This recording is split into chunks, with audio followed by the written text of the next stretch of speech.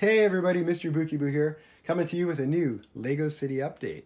There's been a lot of progress in Bricksburg in the last month, and I'm really excited to share it with you. Now right off the bat, I have to apologize for not getting my March video posted. I had every intention to do so, but I got really sick halfway through the month, and you can actually still hear some of the remnants of that cold still in my voice as I do this video today. But enough about that. Let's start talking about the LEGO, because that's what we're all here for, right? So right off the bat, you're going to see something new and shiny in Bricksburg, and that is the lights on the Palace Cinema. This is a brickloot.com light kit. It's a full light kit for the Palace Cinema. So the interior is lit, the full exterior, the marquee. There's little flashing lights down off the side here you can see, like shining up on the building. And it comes with a little street lamp, which you see over here. Love this kit. Love Palace Cinema. That's like my favorite modular. What's your favorite modular? Let me know in the comments. I'm curious what you guys think. What's your favorite modular out of all the modulars that have been released? Wait, we had 10 now? This was the diner was the 10th one, 10th anniversary, I think, right? What's your favorite modular? For me, it's Palace Cinema. I love the detail. I love the aesthetic of it. It reminds me of the Chinese theater in Los Angeles, which I live close by. It just works for me, and that's kind of why I put that as a showcase right as you. This is the entrance right where you walk into my room, actually, so that's one of the first things that you see. And I think with the lights, it just completely makes it pop. It's really impressed with this light kit. It was fairly easy to install. The instructions are really good, so you can view the instructions online. They have them. You can actually view them before you buy the kit. You can just go online and look at them if you want to kind of preview to see, hey, what am I getting myself into. The only thing which they recommend, which I agree 100% with, is take your time, because the lights are actually pretty fragile. The wires are pretty fragile with the lights. So this is the street lamp, and you can see how thin the wires are, which is actually really good because it makes it really easy to hide the wires. But they're you know, it's fragile. It's not like a giant extension cord you go swinging around and, like, you know, tie to a tree and like swing around like Tarzan. So just take your time with it. If you take your time, I printed out the instructions and followed them, and it's pretty easy going. I had all this rigged up in probably less than a half hour, I would say. And the good news is that you can also add the lights after the modular is built, which in fact they actually recommend that you do it after the fact and not as you're building it, which I totally agree with that. It worked out fine. I had most, because we all have our modulars, they're all built already anyways, right? And so if you're thinking of adding lights to it, you can totally do it. Now, my goal long term, since I fell in love with this light kit, is to light all of Bricksburg. All the modulars, all the way down there. It's going to take me a little while. I'm not in a rush though, right? We have plenty of time. So I'll probably do the diner next. Actually, the next one I'm going to do is the Ferris wheel. And then the Disney Castle. And then probably the merry-go-round, because why not, right? Excuse me. And then we'll do the rest of the modules. And I'll probably just go right down the street. But I just think it adds a whole new dynamic to the city. I'm trying to go for more aesthetic when I do this now with the whole design of the city, with the different levels and the different layers, so there's more depth. And I just think the lights just add a whole nother dimension to the city. Have you done any lighting in your city yet? What is your experience with it? Has it worked? Has it been good? What are the pitfalls? I want to know, because I'm still trying to figure it out, because the wiring is a little tricky. It's not insurmountable, but it's a little tricky. So like I have all the wiring behind the modulars, which kind of works for me, but some of you guys, I know you have your modulars like in the middle of the table and stuff. So I'm curious how you're wiring that and how you're running the wires. Are you drilling holes through the table to the bottom? How are you guys handling that? And have you lit your city? Are you going to light it up? What are your thoughts? I'm curious. Let me know. So lighting, awesome. That was a big thing that I did. The amusement park / fun zone over here. This is actually coming along quite nicely as well. Now, if you look, you can see here and boop, right there, I'm actually adding these Brickloot lampposts to the park as well. So in addition to having the Ferris wheel, the Disney Castle, and the carousel lit, I'm going to have some lighting in the park as well. Some like just street lamp kind of lights in the park. So I'm going to be working on adding that. The Ferris wheel, hopefully I'll have up soon. I actually got the light kit today, and so I'm actually going to start working on that, and we'll see. It looks like that one's actually pretty easy to install. So I'm going to try to do that maybe tonight. Maybe I'll post some pictures on it real soon that you can see.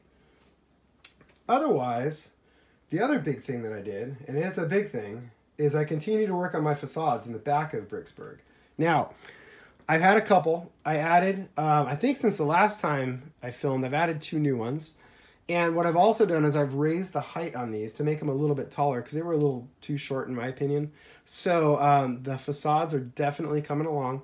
I still have to add the roof. This is the newest one, this dark gray with the trans blue windows. That's my newest one. I have to add a roof to that rooftop to that yet. But the other ones are pretty, pretty well set. And I still need to add more. We're just going to keep moving right down the line here, pretty much, I think, all the way to the end of the city over there. So that's going to be a big thing. The other thing that I want to point out is been adding more greenery. So you'll notice there's a lot more trees. There's a lot more taller trees. Now, a good friend of mine on Instagram shared some of their tree making techniques, which I've copied because that's like the beauty of our community, right? Is sharing ideas and all that good stuff. And so I've modified my original tree design to follow this new design. It makes them a little more compact, and it also makes them a little fuller, in my opinion. And so you'll start to see there's a lot more trees, especially in the park area here. And then as I pan along, you can see there's a whole lot more trees. Just the trees on Main Street are slightly redesigned. It's very subtle, but I just think they look fuller, a little more compact, a little more realistic, and a little more varied. So that's the other big thing that I had worked on in this last month. Now, I'm going to get down to this area over here. So we're going to move. And you can kind of just see the progress as we go here as I pan along real slowly. Little details here and there. Continuing to work on the sidewalks all along the main street here. Continuing to place the modulars. So at this point, I think I've got them placed all the way up to the police station. So these are... What did I run into? I ran into something down here. Still getting the hang of the tripod. Sorry, guys. Although I hope it's quieter now as I pan. It should be. So from the police station back, it's pretty much set now. So you got the police station. You've got the Assembly Square. I've got 2 of the pet shop condos now, or what are those, brownstones. The pet shop, and then the detective, the diner, and of course the Palace Cinema. As I get this way, it's a little less set in stone, and I'm still trying to figure it out. Now, I had, if you followed me on Instagram, you'll know, earlier, or like last week, so I had a platform, and actually you can see it. It's down here. Woo, there's the platform. So I had this platform in the back here, and I had the Ghostbusters headquarters on top of it, which I really liked. It was kind of working. I had a whole thing. I had the road. I had it all laid out. It was super duper. But I started working on my track again, which you can remember my track. So I have this, I decided I wanted to ballast the track, which is sheer madness because of the amount of bricks it requires. But I really love how it looks when it's ballasted. It just, compared to like the standard Lego track that looks like toy track, this just looks so much better in my opinion. So in my moment of sheer madness, I've been ballasting like crazy. But I've also been redesigning the track, trying to figure out the optimal layout. So another thing that I did is I try not to trip over this. And this room's a disaster right now, which is also why it's difficult for me to maneuver around. So I apologize for all the sounds right now. But we'll get this situated. And there we go. Okay. So what I decided to do was I got some custom switches. So again, if you follow me on Instagram, you'll see I've been posting about these lately. So these switches right here, if you look at a standard Lego switch, which I have over here somewhere. Oh yeah. Standard Lego switch looks like this. We've all seen them. We all love them. So basically it has a built-in return curve. So this here continues on and you can have two parallel tracks.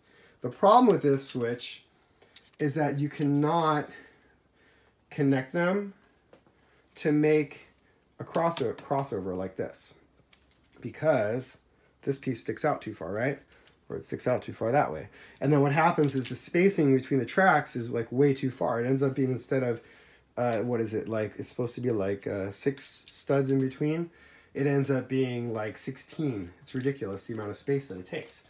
So there's another company. It's called 4dbricks.com, like fourth dimension bricks, BRIX. They make custom switches. Now the guys that do this, they 3D print the 3D print the track, which I think is awesome. They have a 3D printer, and they actually like print these pieces custom to order. And that is what you see right here. So this is a custom 4D bricks crossover. It fits perfectly in alignment with the existing Lego track. And then it enables me to, continue on. And so I've been able to create a new siding over here. Because I have so many trains. I got the red train, I got the mayor's train on here now. I've got the white train. I plan on getting the 2 new trains coming out this summer because I'm a sucker for trains. What can I say? I have the Emerald Knight somewhere around here. Oh, it's up there. It's right up there. There it is. See? Ooh, Emerald Knight's like hiding. So I have so many trains, but I have no place to park them. And so what I've done, what I've been doing is trying to create more storage, like siding, so I can actually store the trains on the layout and kind of move them around and act like an actual like model train layout, right? So that's where I came up with this idea for this siding, thanks to the 4D bricks crossover. So then I started thinking, and this is why I took out the panel that was back in this corner over here. I started thinking, and I said, well, geez, you know what? As I looked at it, I realized right here, I could put another siding. So I'm thinking of putting another siding there. What do you think? Should I do it? This will give me another track storage. Now, the only issue, as you can see, is the tabletop. And this is behind the scenes look. You can actually see. So this is the structure I went with. I give major props to the builders that have done 100% Lego, like support structure, everything in their layout, because that is really cool. Personally, for me, it would have taken like $1 million in bricks to build a foundation like that, as opposed to like $20 in lumber. And so I opted for the cheaper lumber choice so I could spend more money on like the cool stuff that you're going to see on the front. But major props to you guys that actually build your support structures for your elevated cities out of Lego, because I think that's amazing. But you get a good idea. So my tabletop is just a simple sheet of pine and just some 2x2 legs that I cut to put on underneath it. Really easy to do, really easy to keep it all together.